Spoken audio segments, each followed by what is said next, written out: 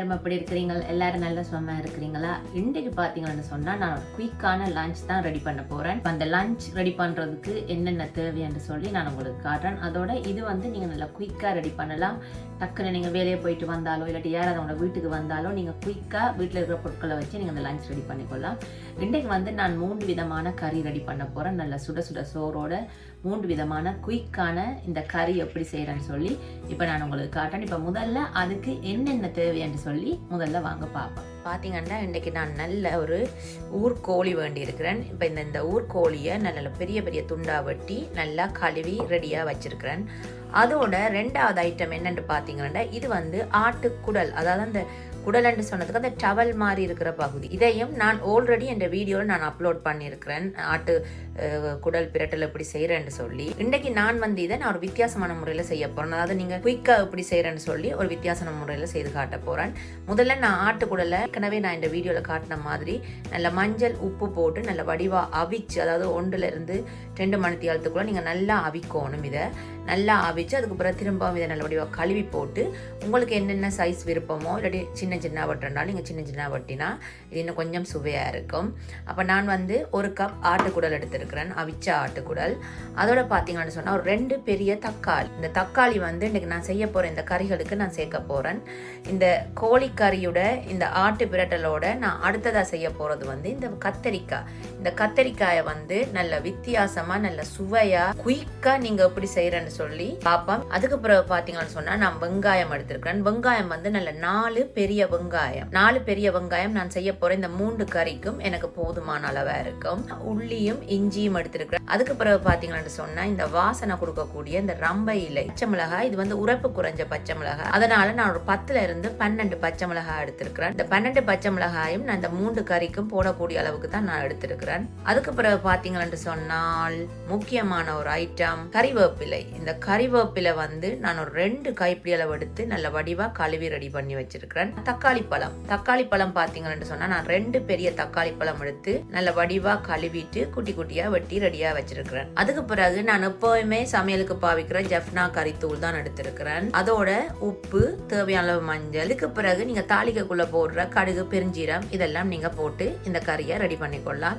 இப்ப அடுத்ததா நான் எடுத்து வச்சிருக்கிற இவ்வளவு பொருட்களையும் வச்சு நான் எப்படி குயிக்கா ஒரு 1/2 மணி நேரத்துலேருந்து 1 மணி நேரத்துக்குள்ள இதை எப்படி ரெடி பண்றேன்னு சொல்லி இப்ப நாங்க பார்க்கலாம். இப்ப நான் சமையல் தொடங்குறதுக்கு முதல்ல நான் என்ன செய்ய போறேன்னு சொன்னா இந்த நான் உரிச்சு வச்சிருக்கிற இந்த இஞ்சி உள்ளிய நான் உரல்ல போட்டு நல்லா குத்தி எடுக்க போறேன். அப்ப நாங்க அதை ரெடி பண்ணி வச்சுட்டோம்னு சொன்னா எங்களுக்கு சமைக்கிறதுக்கு ஈஸியா இருக்கும். இப்ப இஞ்சி நல்லா இடிப்பட்டுட்டு அடுத்ததான் நான் உள்ளியையும் போட்டு இதோட நல்லா இடிச்செடுக்க போறேன். இந்த இஞ்சி உள்ளி 2யுமே நான் நல்லா ஓரளவு நல்ல பட்டை அடிச்சு எடுத்துட்டேன். இப்போ இஞ்சி உள்ளி பேஸ்ட் ரெடி ஆயிட்டு நான் கோழிக்கறி செய்யறதுக்கு நான் மண் சட்டி தான் எடுத்திருக்கிறேன். இந்த மண் சட்டியில நீங்க எப்பவுமே ஒரு கோழிக்கறி செய்தீங்கன்னு சொன்னா அவ்வளவு ஒரு சுவை வித்தியாசமா நல்ல டேஸ்டா இருக்கும். இதுக்கு நான் தேவையான அளவு மிளகாய், அதாவது ஜெஃப்னா கறித்தூள் போட போறேன். இந்த ஜெஃப்னா கறித்தூள்ல பாத்தீங்கன்னு சொன்னா கொத்தமல்லி, சீரகம், பெருஞ்சீரகம், செத்தல் மிளகாய், மிளகு, மஞ்சள் எல்லாமே இதுல கலந்து அடிச்சபடியா நான் இந்த கொத்தமல்லி தூள், சீரகத்தூள் அதெல்லாம் நான் விரும்பா போடுறேன். எல்லாம் இதுல ஒண்டா அடிச்சிருக்கிறபடியாலே நாங்க இதைத்தான் சமையலுக்கு பாவிக்கிறோம். நாங்கள் இப்போ உங்களோட வீட்டுக்கு எவ்வளவு உரைப்பு தேவையோ அவ்வளவுத்துக்கு நீங்க பார்த்து போட்டுக்கொள்ளலாம். இப்ப நான் ஒரு 5 to 6 கரண்டிக்குள்ள நான் போட்டு இருக்கிறேன். அடுத்ததா இதுக்கு நான் தேவையான அளவு உப்பு போட்டுக்கொள்ள போறேன். நீங்களும் உப்பு பார்த்து உங்களுக்கு எவ்வளவு உங்களோட வீட்டில் நீங்கள் உப்பு கூட சாப்பிட்ற ஆக்களும் இருப்பீங்க, உப்பு குறைய சாப்பிட்ற ஆக்களும் இருப்பீங்க. அதுக்கேற்றவாறு நீங்கள் உப்பை பார்த்து போட்டுக்கொள்ளுங்க. அதுக்கு பிறகு நான் என்ன செய்ய பண்ணணும்னு சொன்னால் நான் வெட்டி வச்சிருக்கேன் இந்த வெங்காயம் 3 கறிக்கு நான் இதை எடுத்து வச்சிருக்கிறேன். இப்போ நான் இந்த 3ஆ பிரித்து இந்த கோழிக்கறிக்கு நான் எடுத்துக்கொள்ள போகிறேன்.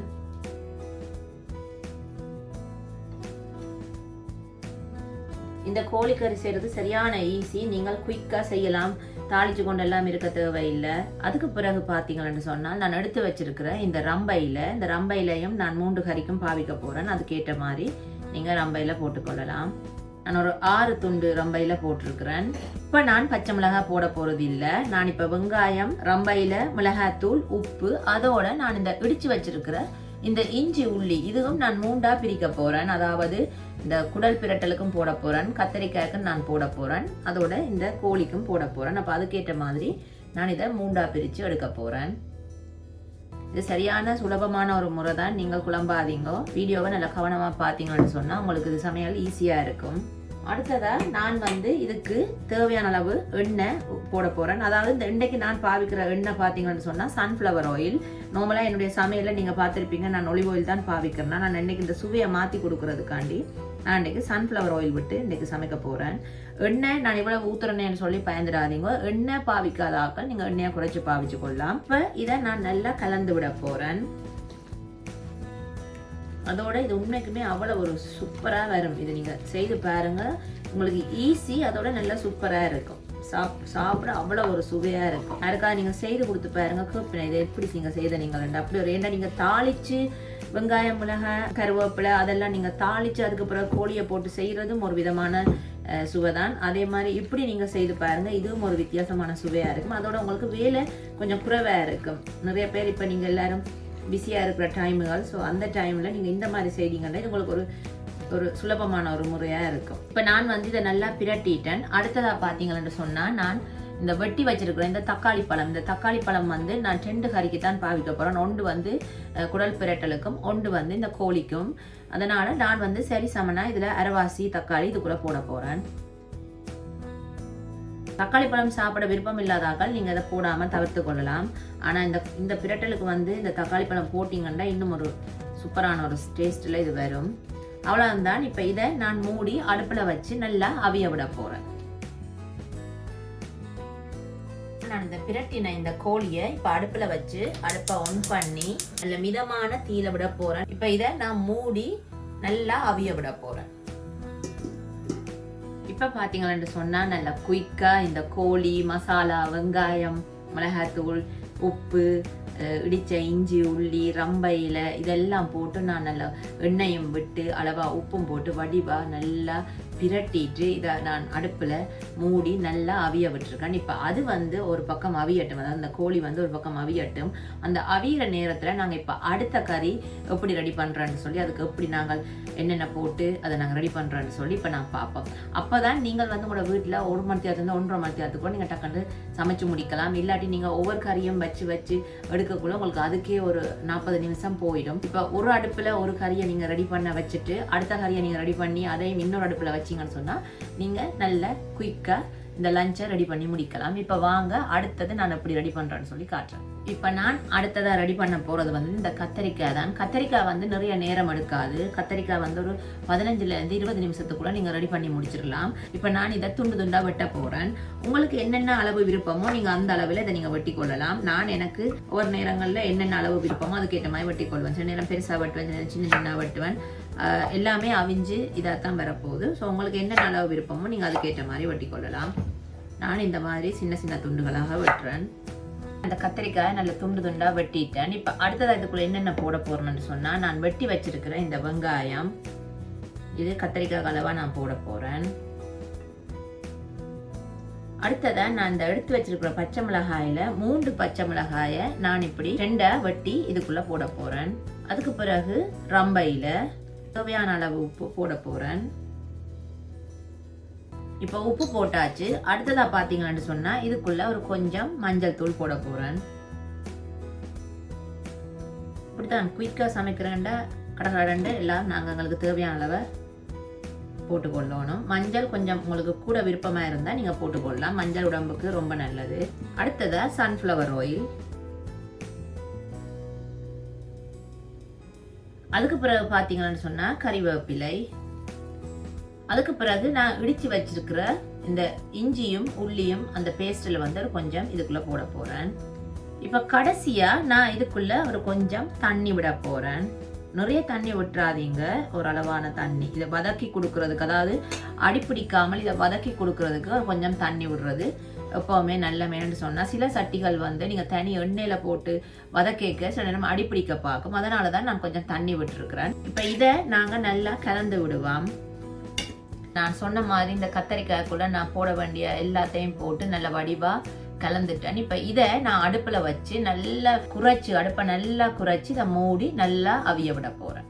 பார்த்தா ஒரு அடுப்புல நான் பிரட்டி வச்ச கோழி அவிஞ்சு கொண்டிருக்கு. அடுத்த அடுப்புல நான் இந்த கத்திரிக்காயை நான் வச்சு நல்லா அவிய விட போறேன். அப்பதான் நான் சொன்ன மாதிரி நீங்க குயிக்கா சமையலை முடிச்சு கொள்ளலாம். இப்ப நான் இந்த கத்திரிக்காயை மூடி நல்லா அவிய விட போறேன். அடுப்பை நான் சொன்ன மாதிரி நீங்க தீயை வந்து கொஞ்சம் குறைச்சு வச்சு கொள்ளுங்க.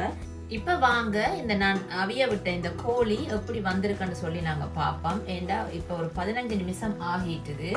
அப்ப நாங்கள் இப்ப இத ஒரு பிரட்டி விட்டா நல்லா இந்த கோழி பாருங்க நல்லா அவிய தொடங்கிட்டுது. அடியில நல்லா தண்ணி வந்திருக்குது இந்த கோழியில இருந்து.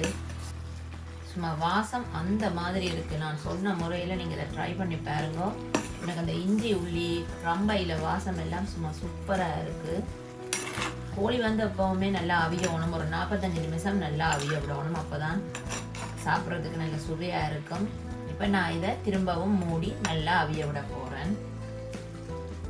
நல்லா அவியட்டுக்கும். இப்போ வாங்க இந்த கத்தரிக்காய் எப்படி வந்திருக்குன்னு சொல்லி பார்ப்போம். பார்த்தீங்கன்னா நல்லா கத்தரிக்காய் வதங்குது பாருங்க. நல்லா வதங்கி வந்திருக்கு. பார்க்கவே சூப்பரா இருக்கு.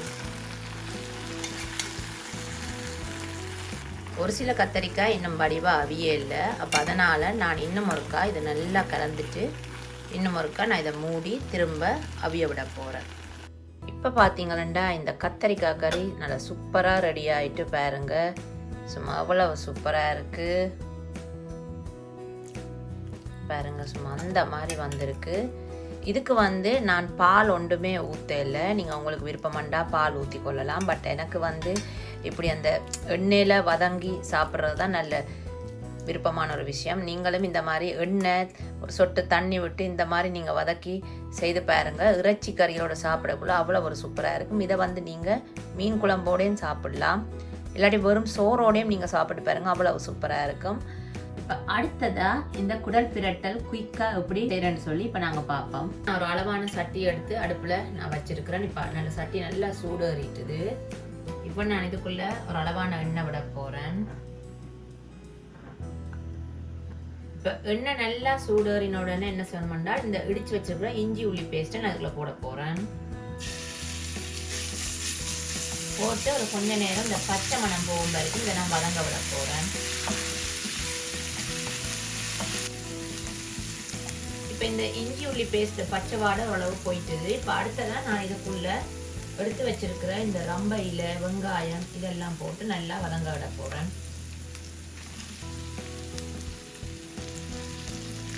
இப்போ இந்த வெங்காயத்தை நாங்கள் நல்லா வதங்க விடுவோம்.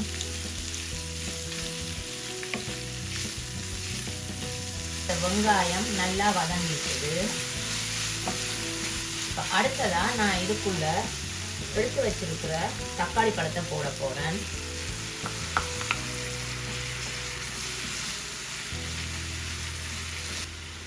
தக்காளி பழம் போட்டு ஒரு கிளறுனா பிறகு இதுக்குள்ள உரப்புக்கு ஏற்றவாறு நான் மிளகாய்த்தூள் போட போறேன். அதாவது இந்த கறித்தூள்.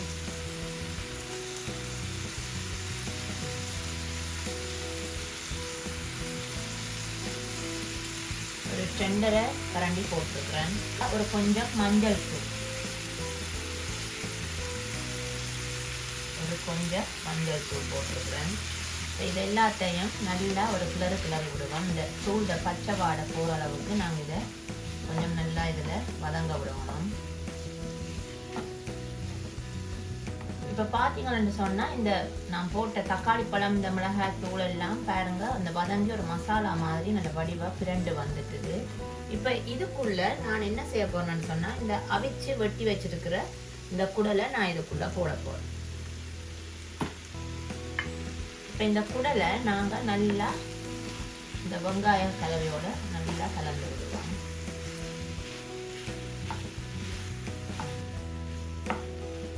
பார்க்கவே சும்மா அவ்வளோ ஒரு அழகா இருக்கு இந்த குடல்.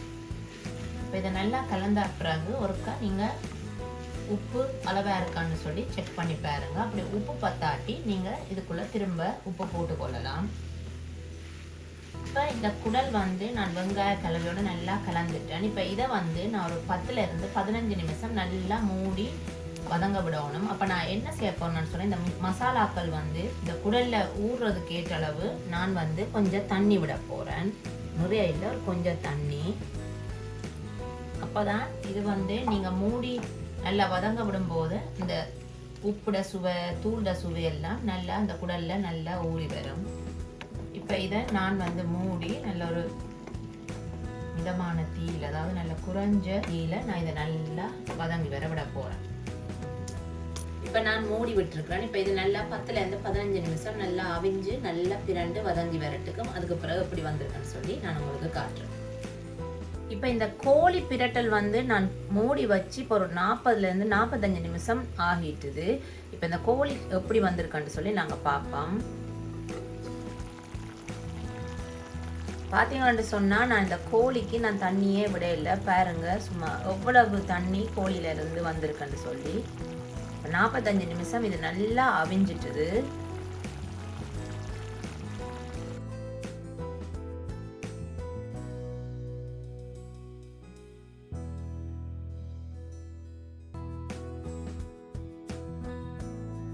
இப்போ வாங்க நாங்கள் இந்த பிரட்டல் எப்படி வந்திருக்குன்னு சொல்லி பார்ப்போம்.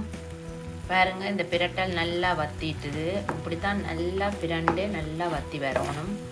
அப்போ தான் அவ்வளோ ஒரு சூப்பராக இருக்கும் சாப்பிடக்க. இப்போ இந்த பிரட்டல் நல்லா சூப்பராக ரெடி ஆகிட்டு இப்போ அடுத்ததாக நான் இதுக்குள்ளே எடுத்து வச்சிருக்கிற கறிவேப்பிலையை போட போகிறேன். அதோட நான் எடுத்து வச்சிருக்கிற இந்த பச்சை மிளகாயையும் போட போகிறேன். போட்டு நல்லா ஒரு கிளறி விடுவான். பாருங்க பார்க்க அவ்வளோ ஒரு சூப்பராக இருக்குது.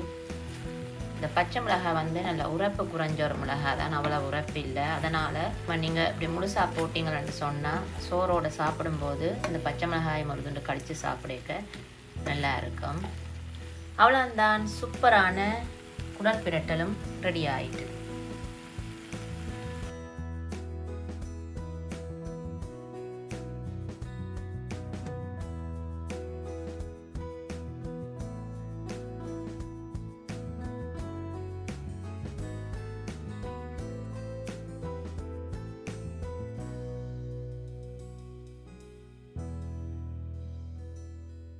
பார்த்தீங்கன்னா ஃப்ரெண்ட்ஸ், இன்றைக்கி நான் செய்து காட்டின இந்த 3 விதமான இந்த சுலபமாக செய்யக்கூடிய இந்த 3 விதமான இந்த கறி உங்களுக்கு பிடிச்சிருந்தா நீங்கள் என்ன செய்யணும், நீங்களும் வீட்டில் கட்டாயம் செய்து பார்க்கணும். செய்து பார்த்துட்டு மறக்காமல் எனக்கு கமெண்ட்டில் எப்படி வந்தேன்னு சொல்லி சொல்லுங்கள்.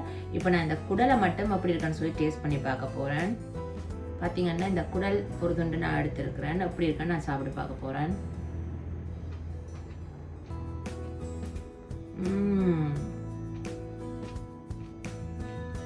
சூப்பராக இருக்குது ஃப்ரெண்ட்ஸ். நான் வந்து இந்த குடலை வந்து உப்பு மஞ்சள் போட்டு ஒரு மத்தியாத்துலேருந்து 2 மத்தியாத்துக்குள்ள கிட்டத்தட்ட 2 மத்தியாத்துக்குள்ள நீங்கள் அவிச்சிங்கன்னு சொன்னால் நல்லா சாஃப்டாக வரும். இல்லை உங்களுக்கு நல்ல சாஃப்ட் விருப்பம் இல்லாட்டி நீங்கள் இல்லை உங்களுக்கு கொஞ்சம் மொறுன்னு இருக்கிறது விருப்பம் வேண்டாம், நீங்கள் ஒரு மத்தியாத்துலேருந்து 1.5 மத்தியாத்துக்குள்ள அவிய விடுங்க. அப்போ நல்லா கரெக்டாக அவிஞ்சு வரும். நான் வந்து இதை 1லேருந்து 2க்குள்ள அவிய விட்டேன். நான் அதோட பிறகு நான் வந்து இதை இந்த வதக்கி அதோட கொஞ்சம் தண்ணி விட்டு திரும்பவும் நான் அதை மூடி ஒரு 15 நிமிஷம் இந்த அடுப்பில் அவிய விட்டபடியா இன்னும் நல்லா சாஃப்டாக இருக்குது. உண்மைக்குமே அவ்வளோ சூப்பராக இருக்குது. நான் சொல்லி கொடுத்த இந்த மெத்தட் வந்து உங்களுக்கு அவ்வளோ ஒரு சுலபமான ஒரு முறை தான்.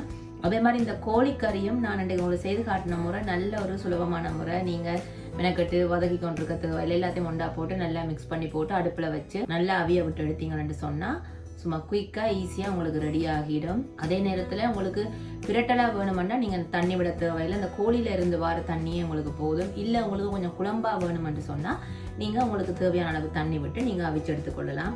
அதே மாதிரி இன்றைக்கி நான் செய்துக்கான இந்த கத்தரிக்காய் பிரட்டல், அதாவது இதுவும் நல்ல ஒரு சுலபமான முறை தான். இதையும் நீங்கள் வீட்டில் கட்டாயம் செய்து பாருங்கள். இது வந்து இறைச்சிக்கு மீன் கறிக்கு அவ்வளோ ஒரு சூப்பராக இருக்கும். அதே நேரத்தில் வெறும் சோறோடு சாப்பிட்டாலுமே அவ்வளோ ஒரு சுவையாக சூப்பராக இருக்கும். வேறு என்ன ஃப்ரெண்ட்ஸ், நான் வந்து இந்த 3 கறியுமே இன்றைக்கி சோறோடு தான் சாப்பிட போகிறேன். நீங்களும் வீட்டில் நான் செய்து காட்டின இந்த 3 சுலபமான இந்த கறியை வீட்டில் செய்து சாப்பிட்டு பாருங்கள் எப்படி வந்தேன்னு சொல்லி நான் சொன்ன மாதிரி மறக்காமல் எனக்கு கட்டாயம் சொல்லுங்கள். அதே மாதிரி ஃப்ரெண்ட்ஸ், எனக்கு தொடர்ந்து நீங்கள் ஆதரவு கொடுத்து கொண்டிருக்கிறீங்க, நீங்கள் சப்ஸ்கிரைப் பண்ணுறீங்க. சப்ஸ்கிரைப் பண்ணுற எல்லாருக்குமே ரொம்ப ரொம்ப ரொம்ப நன்றி. மறக்காமல் முக்கியமான ஒரு விஷயம் என்னென்னு சொன்னால் லைக் பண்ணுங்கள். அதே போல் உங்களுக்கு தெரிஞ்ச வேலைக்கும் என்னுடைய வீடியோ சமையல் உங்களுக்கு உங்களுக்கு பிடிச்சிருந்தா நீங்க ஷேர் பண்ணுங்க. இதே மாதிரி நான் வித்தியாசமான இன்னும் ஒரு வீடியோட நான் உங்களை சந்திக்கிறேன். அது வரைக்கும் நான் இப்ப இந்த சமைச்ச இந்த 3 கறியையுமே நான் சுட சுட சோறு போட்டு சாப்பிட போறேன். நீங்களும் வீட்டுல இன்னைக்கு என்ன சமைச்சு சாப்பிடுறீங்களோ சமைச்சு சாப்பிடுங்க, சந்தோஷமா இருங்க. இன்னொரு வீடியோல நான் உங்களை சந்திக்கிறேன். Bye friends.